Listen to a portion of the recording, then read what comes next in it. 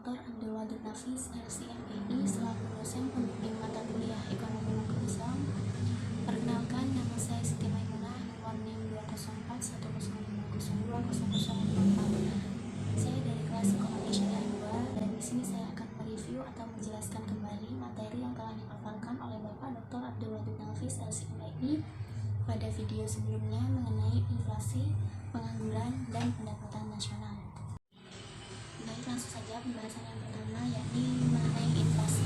Inflasi sendiri merupakan suatu keadaan di mana terjadi kenaikan harga barang dan jasa secara terus-menerus. Dikatakan inflasi apabila kenaikan harga tersebut meluas dan mempengaruhi kenaikan harga barang lainnya, sehingga kenaikan harga untuk satu atau dua barang saja dapat dikatakan sebagai inflasi, kecuali bila telah mempengaruhi harga barang lainnya. Kemudian jenis-jenis inflasi dapat dibagi menjadi tiga. Yang pertama berdasarkan sifatnya, yaitu inflasi merayap atau ringan, inflasi menengah atau sedang, dan inflasi tinggi atau berat. Kemudian yang kedua berdasarkan penyebabnya, yaitu demand pull inflation dan cost pull inflation. Kemudian yang ketiga berdasarkan sumbernya, yaitu domestic inflation dan imported inflation. Sedangkan dalam ekonomi Islam, inflasi dibagi menjadi dua, yaitu natural inflation dan human error inflation. Kemudian dampak dari inflasi tersendiri terhadap pendapatan masyarakat, yaitu menurunnya tingkat kesejahteraan rakyat, memburuknya distribusi pendapatan, dan terganggunya stabilitas ekonomi. Kemudian cara mengatasi inflasi yaitu dengan kebijakan moneter dan kebijakan fiskal. Kemudian pembahasan yang kedua, yakni mengenai pengangguran. Pengangguran sendiri adalah suatu keadaan di mana seseorang yang tergolong dalam kategori angkatan kerja yang secara aktif sedang mencari pekerjaan, atau orang yang bahkan tidak bekerja sama sekali. Golongan yang termasuk sebagai angkatan kerja adalah penduduk yang berumur antara 15 hingga 65 tahun, kecuali ibu rumah tangga yang lebih suka menjaga keluarganya. Kemudian jenis-jenis pengangguran yaitu pengangguran seasonal, pengangguran struktural, pengangguran siklikal, pengangguran terbuka, pengangguran tersembunyi, pengangguran setengah menganggur, dan pengangguran musiman. Kemudian dampak pengangguran sendiri yaitu meningkatnya angka kriminalitas, meningkatnya angka kemiskinan, dan masalah sosial lainnya yang akan terjadi. Kemudian cara mengatasi pengangguran yaitu dengan membuka dan memperluas lapangan pekerjaan yang ada sehingga tidak terjadi pengangguran. Kemudian pembahasan yang ketiga, yakni mengenai pendapatan nasional.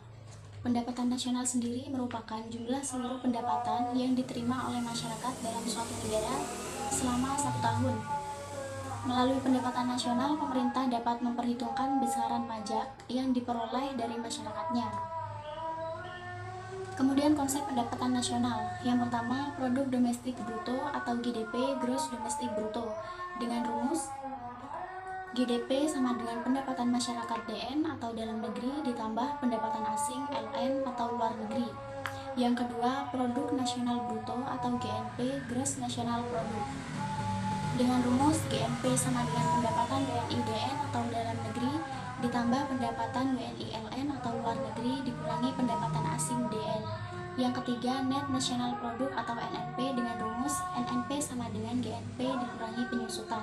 Kemudian yang keempat, net national income atau NNI, dengan rumus NNI sama dengan NNP dikurangi pajak tidak langsung.